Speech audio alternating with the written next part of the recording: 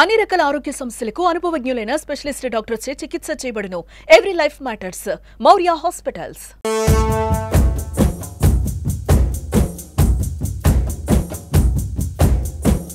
రాష్ట్రంలో విద్యా హక్కు చట్టం పకడ్బందీగా అమలు జరపాలనే ప్రధానమైనటువంటి ఒక డిమాండ్తో ఇవాళ ఈ ప్రెస్ మీట్ ఏర్పాటు చేయడం జరిగింది.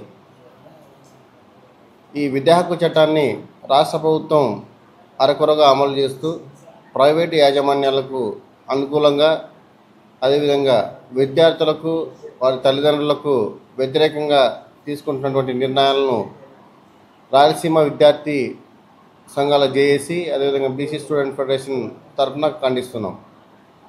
ఈరోజు ఆర్టీఈ చట్టం ప్రకారం ఏవైతే రూల్స్ ఉన్నాయో దాని ప్రకారం విద్యార్థులకు 25% సీట్లు కేటాయించాలని నిబంధన ఉన్నప్పటికీ ప్రైవేట్ స్కూల్ మేనేజ్మెంట్స్ విద్యార్థుల తల్లిదండ్రుల యొక్క రిక్వెస్ట్లను రిజెక్ట్ చేయడమే కాకుండా ఫస్ట్ ఫేజ్లో కొంతమంది దగ్గర నుంచి, పేరెంట్స్ దగ్గర నుంచి బలవంతంగా ఫీజుల వసూలు కూడా పాల్పడిన సంఘటనలు అనేకం చూస్తూ ఉన్నాం.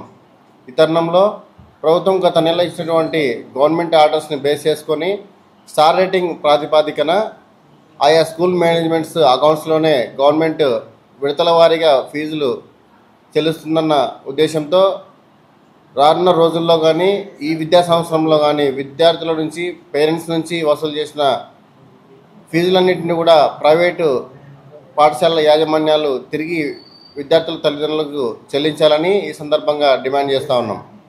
అదేవిధంగా ఆర్టీఈ చట్టాన్ని పకడ్బందీగా అమలు చేయాలనే ప్రధానమైనటువంటి డిమాండ్తో రాష్ట్ర వ్యాప్తంగా విద్యా హక్కు చట్ట పరిరక్షణ పోరుబాట అనే కార్యక్రమాన్ని కూడా నిర్వహించబోతా ఉన్నాం. దీనిలో భాగంగా అన్ని జిల్లాల్లో విద్యా హక్కు చట్టం అమలు కోసం వివిధ ప్రజా సంఘాలు, విద్యార్థి సంఘాలతో కలుపుకొని పెద్ద ఎత్తున ఉద్యమాన్ని చేపట్టబోతున్నామని సందర్భంగా తెలియజేస్తా ఉన్నాను. విద్యా హక్కు చట్టం 2009ని పకడ్బందీగా అమలు చేయాలని కోరుతూ రాష్ట్ర వ్యాప్తంగా విద్యార్థి సంఘాల జేఏసీ ఆధ్వర్యంలో దశల వారీ పోరాటానికి పిలుపునిస్తూ ఈరోజు ఆర్టీఈ పోరుబాట కార్యక్రమానికి రాయలసీమ విద్యార్థి సంఘాల జేఏసీ పిలుపునివ్వడం జరుగుతూ ఉంది. రాష్ట్ర వ్యాప్తంగా విద్యార్థి ప్రజా సంఘాలను, అలాగే ఆర్టీఈ పేరెంట్స్ను, అలాగే విద్యార్థులను, మేధావులందరినీ కలుపుకొని ఈ యొక్క ఉద్యమానికి జేఏసీ ఆధ్వర్యంలో శ్రీకారం చుట్టబోతా ఉన్నాం. భారత ప్రభుత్వం 2009లో చేసినటువంటి విద్యా హక్కు చట్టాన్ని 2010 సెప్టెంబర్ నుంచి అమల్లోకి తీసుకురావడం జరిగింది. అయితే రాష్ట్ర ప్రభుత్వాల నిర్లక్ష్యంగా మూలంగా అనేక సందర్భాలు విద్యా హక్కు చట్టం నీరుగారడం జరిగింది. అయితే ఈ సందర్భంగా గత 3 సంవత్సరాలుగా విద్యా హక్కు చట్టాన్ని రాష్ట్ర ప్రభుత్వము కేంద్ర ప్రభుత్వ సహకారంతో పకడ్బందీగా అమలు చేయడానికి ప్రయత్నం చేస్తున్నటువంటి సందర్భంలో కొంతమంది అధికారులు, కొందరు యొక్క నిర్లక్ష్యం మూలంగా ఈరోజు విద్యా హక్కు చట్టం అనేటువంటి నీరుగారుతూ ఉంది. ఈరోజు విద్యా హక్కు చట్టం ప్రకారము 25% ఫ్రీ ఎడ్యుకేషన్ను కార్పొరేట్, ప్రైవేట్ విద్యా సంస్థలు ఖచ్చితంగా అమలు చేయాలని చెప్పేసి ఈ సందర్భంగా జేఏసీ తరఫున డిమాండ్ చేస్తూ, అలాగే విద్యా సంస్థలకు ఇచ్చేటువంటి రియంబర్స్మెంట్ విషయంలో రాష్ట్ర ప్రభుత్వానికి విజ్ఞప్తి చేస్తూ ఉన్నాం. ఏదైతే విద్యా సంస్థలకు మీరు గ్రేడింగ్ ప్రకారము ఏదైతే రియంబర్స్మెంట్ చేస్తామని చెప్తున్నారో ఆ అమౌంట్ చాలా తక్కువ అవుతా ఉంది. మీరు 9,000 నుంచి 14,500 మాత్రమే star 1, star 2, star 3, star 4, star 5 పేరుతో మీరు ఇస్తూ ఉన్నారు. అది చాలున్నటువంటి ఆ రియంబర్స్మెంట్ అమౌంట్తో విద్యా సంస్థలు ఆ విద్యార్థులకు నాణ్యమైన విద్యను అందించలేనటువంటి పరిస్థితి ఉంది అని చెప్పేసి ప్రభుత్వానికి గుర్తు చేస్తూ, నాణ్యమైన కార్పొరేట్ విద్య అందాలి అంటే ఖచ్చితంగా కనీసం 30,000 రూపాయలను రియంబర్స్మెంట్ చేయాలని చెప్పేసి రాష్ట్ర ప్రభుత్వాన్ని ఈ సందర్భంగా విజ్ఞప్తి చేస్తూ ఉన్నాం. చట్టం అమలులో రాష్ట్ర ప్రభుత్వం కూడా చిత్తశుద్ధితో కృషి చేయాలని చెప్పేసి ప్రభుత్వాన్ని కోరుతూనే, అలాగే విద్యా సంస్థలు, అలాగే ఏదైతే అధికారులు ఉన్నారో వాళ్ళందరూ కూడా ప్రభుత్వానికి సహకరిస్తూ సమన్వయంతో పేద విద్యార్థులకు ఖచ్చితంగా న్యాయం చేయాలని, ఆర్టీఈ చట్టం అమలుకు ప్రతి ఒక్కరూ కూడా సహకరించాలని చెప్పేసి ఈ సందర్భంగా విద్యార్థి జేఏసీ నుంచి కోరుతా ఉన్నాం. అలాగే ఈరోజు ఇప్పటికే ఆర్టీఈ విద్యార్థులకు సంబంధించినటువంటి ఫీజులను వసూలు చేసినటువంటి విద్యా సంస్థలు ఖచ్చితంగా యాజమాన్యాలు ఏదైతే వసూలు చేసినటువంటి అమౌంట్ను పేరెంట్స్కు తిరిగి ఇవ్వాలని చెప్పేసి జేఏసీగా డిమాండ్ చేస్తూ, ఖచ్చితంగా అలాగే మీరు ఇప్పటికే విద్యార్థులకు సంబంధించి కూడా ఆర్టీఈ విద్యార్థులను పలు విద్యా సంస్థల్లో సపరేట్ చేసి వారికి సంబంధించినటువంటి చదువు విషయంలో నిర్లక్ష్యం వహిస్తూ ఉన్నారు. వారి యొక్క చదువును, అలాగే వాళ్ళ యొక్క మార్కులు, ప్రోగ్రెస్ను, అలాగే అటెండెన్స్ను కూడా మండల విద్యాశాఖ అధికారులు, జిల్లా విద్యాశాఖ మానిటరింగ్ చేయాలని చెప్పేసి, వారికి సంబంధించి ఖచ్చితంగా ప్రోగ్రెస్ అనేటువంటిది ఖచ్చితంగా ఉండే విధంగా చర్యలు తీసుకోవాలని చెప్పేసి ఈరోజు ప్రభుత్వానికి, అధికారులకు విజ్ఞప్తి చేస్తూ ఉన్నాం.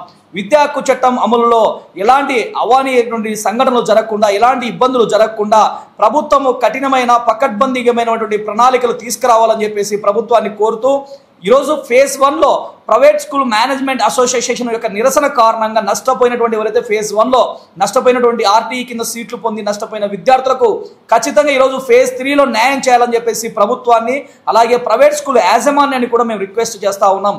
మా న్యాయమైన డిమాండ్లు ఖచ్చితంగా విద్యార్థులు అలాగే పేరెంట్స్ డిమాండ్లను ఖచ్చితంగా రాష్ట్ర ప్రభుత్వము అలాగే అధికారులు అలాగే ప్రైవేట్ స్కూల్ మేనేజ్మెంట్స్ అసోసియేషన్స్కు కూడా మేము రిక్వెస్ట్ చేస్తా ఉన్నాం.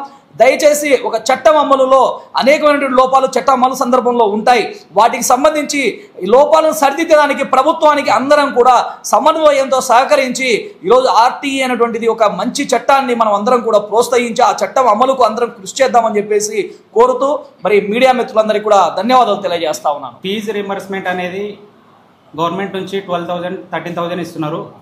అలాంటిది ఆ ఫీజు సరిపోదని చెప్పేసి ప్రైవేట్ స్కూల్ యాజమాన్యం చెప్తా ఉన్నారు. ఆ ఫీజు కూడా 30,000కి అమలు చేయాలని చెప్పేసి మేము చెప్తా ఉన్నాము. ఇంకొకటి తల్లికి వందనం అనేది పిల్లలకి రావట్లేదు. ఆ తల్లికి వందనం ఆర్టీ స్కీమ్కి ఎలాంటి సంబంధం లేదు. ప్రతి ఒక్క స్టూడెంట్కి ఆర్టీ స్టూడెంట్స్కి ప్రతి ఒక్కరికి తల్లికి వందనం రావాలి.